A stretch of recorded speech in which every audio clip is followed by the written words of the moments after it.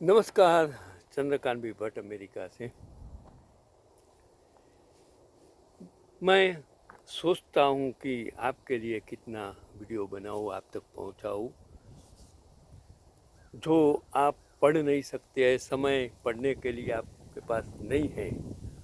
और आज पूरा विश्व कहाँ से कहाँ पहुँच गया है, तब आपको जो मैं जानकारी देता हूँ जो मुझे खुद के पास नहीं थी, मैं पढ़ता हूँ, रीडिंग करता हूँ, गुजराती में हो तो या इंग्लिश में हो तो उसको हिंदी में अनुवादित करता हूँ और आप तक पहुँचाने की कोशिश करता हूँ। ये मेरा प्रयत्न आप लोगों के लिए है, न तो उसमें मेरा कोई धन प्राप्ति का कोई इरादा है, न था, न है, न रहेगा। मेरा जीवन आप सभी को मैं समर्पित करता हूँ। मेरा ज्ञान है आप तक पहुँचाने की मैं कोशिश करता हूँ। मैं जब पढ़ता हूँ तब मुझे समझ में आता है कि दुनिया कहाँ से कहाँ पहुँच गई। हम कुछ जानते नहीं, हम सिर्फ जिंदगी में जो स्ट्रगल्स हैं उसके लिए पूरा अभी महंगाई बढ़ गई है, बेरोजगारी है, विश्व कहाँ से कहाँ पहुँच, टेक्नोलॉजी कहाँ से कहाँ पहुँच गई, फिर भी हम क्यों करीब है उसका जवाब हमारे पास नहीं है। मैंने एक जो पढ़ा तो मुझे समझ में आया कि इस दुनिया की सबसे खूबसूरत महिला जो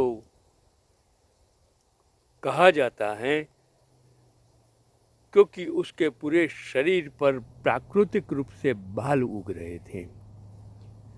देखो, सुंदरता हमने निर्णायत की है। रंग से कभी कोई खूबसूरत नहीं होता है। ये खूबसूरती तो ईश्वर ने बनाई, जो नेचर है, पहाड़ों, पंखी, नदियाँ, ये सब में सुंदरता है। अलग अलग कलर के पक्षी किस तरह ईश्वर ने बनाए हैं। तो ये सुंदरता हम रूप, हम कलर से अथवा उसकी उम्र से करते हैं, गलत हैं। तो जो आर्टिकल्स मैंने पढ़ा कि जो वो औरत, उसके पूरे शरीर पर प्राकृतिक रूप से बाल उग रहे थे और उनका जो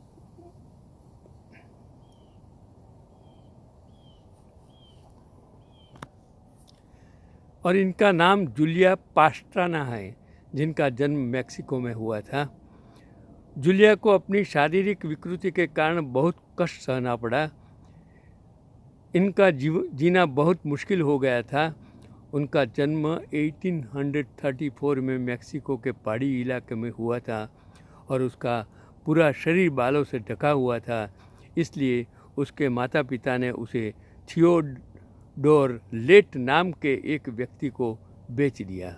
मैंने जब आर्टिकल्स पढ़ा तब मेरी आंखों में आंसू आ गए कि हम ऐसे इंसानों के प्रति संवेदना, उसको मदद करने, सांत्वना दे।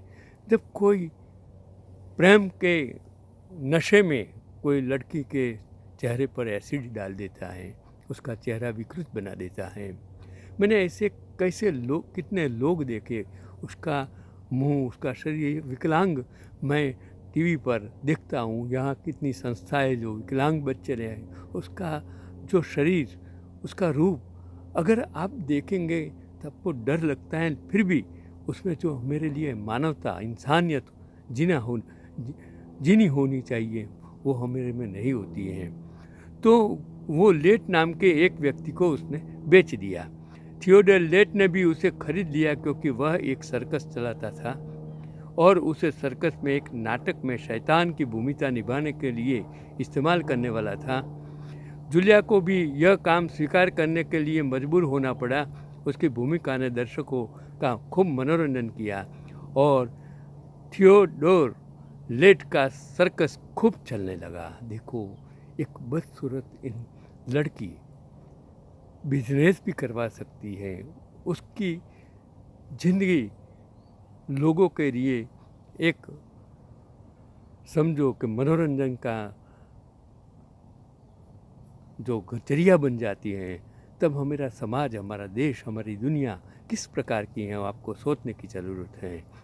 तो परेशान करने वाली बात यह है कि थियोडोर लेट ने जूलिया को प्रपोज किया और उससे शादी भी कर ली, लेकिन उसके पीछे उसका एक बिजनेस मकसद था। आजकल यही हो रहा है।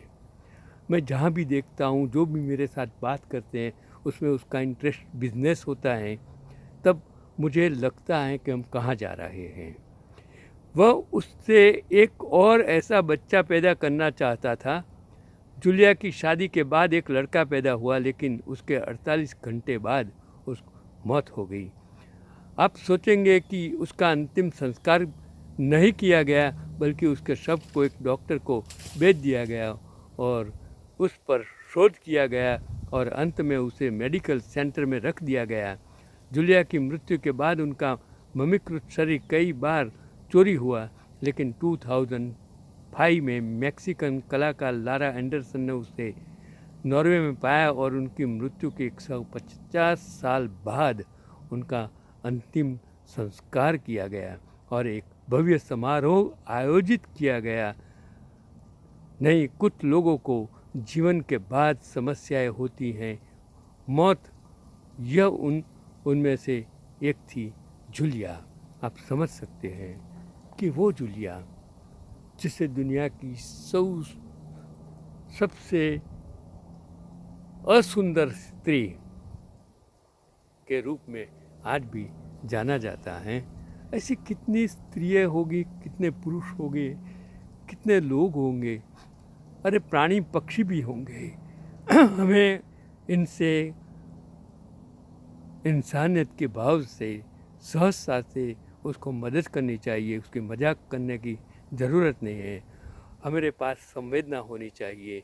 जैसे अंधे होते हैं, बूढ़े होते हैं, गरीब होते हैं, जो विकलांग होते हैं, जो लेप्रेसी वाले होते हैं, उसके लिए हमें हमारे पास संवेदना होना बहुत ज़रूरी है। अब मैं एक और आगे कहता हूँ, एक जो पढ़ा हुआ कि मेरा अपमान मत करो, मुझे सम्मान चाहिए। जो ऐसी ही मैं बात करता हूँ आज के ज़माने में ट्रांसजेंडर, हिजड़ा जिसे कहते हैं, कि पायल राठवा ट्रांसजेंडर अधिश्री मानवाधिकार कार्यकर्ता, कलाकार। उन्होंने आदिवासियों के जीवन शैली का प्रतिनिधित्व करने वाली गेरू और चावल के आटे की वल्ली कला, पिथौरा, माधवर्ग, बांस कला सहित कलाओं में महारत हासिल की है। वह राजकोट में रहती है, आप जो भी कहे। पायल को होटल, रेस्टोरेंट और कुछ घरों की दीवारों को सजाने का अवसर भी मिला है। पायल कहती है कि ट्रांसजेंडर्स को लोग आसानी से स्वीकार नहीं करते हैं। मैं पुलिस भर्ती में गया, लेकिन मंजूरी नहीं मिली। छत्तीसगढ़, केरल, आंध्र प्रदेश, तमिलनाडु में पुलिस बल में ट्रांसजेंडर लोग हैं। ये बात आप गुजरात की है, जो गुजरात मॉडल के नाम एक व्यक्ति सत्ता में आया है। तो विकलांगों के लिए आरक्षण है, लेकिन ट्रांसजेंडर के लिए नहीं है। प्रधानमंत्री आवास योजना में हमें घर नहीं मिलता है, हमारे लिए कोई आश्रय गृह नहीं, हमारे लिए कोई शैक्षणिक सुविधा नहीं। हमारा समुदाय सीखना चाहता है, हमारे माता पिता हमें नहीं बचाते, सरकार भी हमें नहीं बचाती, समाज का नज़रिया नहीं बदलता, हम कहाँ शिकायत करें। बहुत भ्रम है। हैरानी की बात यह है कि ट्रांसजेंडर वेलफेयर एसोसिएशन गुजरात का गठन 2017 में हुआ था, लेकिन नवंबर 2024 तक एक भी बैठक नहीं हुई। सरकार ट्रांसजेंडरों के लिए अनुदान आवंटित नहीं करती है। मीडिया हमारी समस्याओं पर चुप है। स्वामी सच्चिदानंद जी कहते हैं कि पुरुष के मुख में जाओ, लेकिन हिजड़े के जीवन में मत जाओ। मैं कपिल शर्मा का कॉमेडी शो नहीं देखता, क्योंकि उन्होंने एक बार हमारे समुदाय के बारे में अपमानजनक टिप्पणी की थी। गोपाल इटालिया ने कहा कि वह हिजड़े की तरह ताली बजाता है। प्रकृति ने हमें अर्ध स्त्री बनाया है। क्या हम समाज का हिस्सा नहीं हैं? जिसे समाज का बोध नहीं, क्या उसे राष्ट्र का बोध है? हमारी दर्द सुनने वाला कोई नहीं, अब तो हद हो गई। हमारे सामने पेट का गड्ढा भरने का सवाल है। हमारे समुदाय के पास कौशल है, कौशल विकास के लिए प्रशिक्षण नहीं। हम खानाबदोश जाति की तरफ घूमते हैं। सरकारी नौकरियों में हमारा प्रतिनिधित्व नहीं है। वो काम जो महिलाएं कर सकती हैं, पुरुष कर सकते हैं। सरकार शरीर प्रत्यारोपण में मदद नहीं करती। केरल, आंध्र प्रदेश, तमिलनाडु में सरकार मदद करती है। हमारा शोषण हो रहा है। आदमी को हमारा ब्लाउज खोलना है। मैं अपने समुदाय के बच्चों को शिक्षित करने का पर ध्यान केंद्रित करता हूँ। शीघ्र ही उनकी कविताओं की पहली पुस्तक रूपनन्ना प्रकाशित होगी। इसमें पायल ने महिला सेक्स वर्कर के संघर्ष को आवाज़ दी है और पायल की इन 2 रचनाओं में ट्रांसजेंडर समुदाय की पीड़ा बखूबी व्यक्त हुई है। हिजड़ा हूँ मैं, हाँ मेरी भी एक पहचान है ना। जब बात कमजोरी की आती है तो लोग कहते हैं हिजड़ा है क्या? अरे ये कुछ नहीं कर सकता हिजड़ा, ये साला एक खास गाली हूँ मैं हिजड़ा। मेरी भी नाम है, मुझे भी उस नाम से बुलाओ। दर्द होता है जब कोई किसी को हिजड़ा कहकर गाली देता है। आखिर मैं भी तो प्रकृति की बनाई हुई रचना हूँ, इसमें मेरी क्या गलती है अगर मैं एक हिजड़ा हूँ? हाँ, पता है कि मुझ में बच्चा पैदा करने की काबिलियत नहीं है, पर तुम्हारे घर बच्चे होने पर तुम खुशियाँ बांटने के लिए मुझे ही बुलाते हैं। मैं भी एक साधारण इंसान हूँ, मुझे भी अपने तरीके से जीने का मौका दो। मुझे भी पढ़ने लिखने का मौका दो। मुझे भी सबके साथ बराबरी करने का मौका दो। हम सब स्वतंत्र हैं तो मुझे भी आज़ाद रहने का मौका दो। गाली नहीं, मुझे भी सम्मान चाहिए, ताकि मैं भी गर्व से कह सकूं, हाँ हूँ हिजड़ा हूँ, मैं हिजड़ा हूँ। मैं अबला नादान नहीं हूँ, दबी हुई पहचान नहीं हूँ। स्वाभिमान से जीती हूँ मैं, रखती अंदर खुददारी। मैं आधुनिक अर्धनारी हूँ। पुरुष प्रधान जगत में मैंने अपना लोहा मनवाया। जो काम मर्द करते आए, हर काम वो करके दिखलाया। विषम परिस्थितियों में बाद भी मैं पुरुष पर भारी हूँ। मैं आधुनिक अर्धनारी हूँ। जिस युग में दोनों नर नारी कदम मिलाकर चलते होंगे, उस स्वर्णिम युग को पुकारती आशा की चिंगारी हूँ। मैं आधुनिक अर्धनारी हूँ। वो आर्टिकल्स लिखने वाले जो हैं वो हमारे रमेश भाई सवाणी हैं। मैं उसको 100 सलाम करता हूँ कि गुजरात में पैदा हुआ एक नरबंका, एक देश प्रेमी, एक देशभक्त, XIGP शायद गुजरात के लिए जो लिखता है, देश दाज है, गुजराती दाज है, उसके लिए मैं फिर से उसको सलाम करता हूँ। जागिए, मानवता अगर आप में नहीं है तो आप इंसान बनने के लायक ही नहीं हैं। तो सोचिए कि आप संवेदनशील चीज़ों के लिए आपका आत्मा मरना नहीं चाहना चाहिए। आपका आत्मा जब जगेगा तब आपको मालूम पड़ेगा कि अगर वो चीज़ आपके घर में है तो आप क्या करेंगे। ये भी सोचने के लिए आज का मेरा यही पैगाम है कि संवेदनशील बनिए, मानवतावादी बनिए, और जो लोग ऐसे हैं उसके प्रति संवेदना व्यक्त कीजिए, उसको मदद कीजिए। यही आज का पैगाम।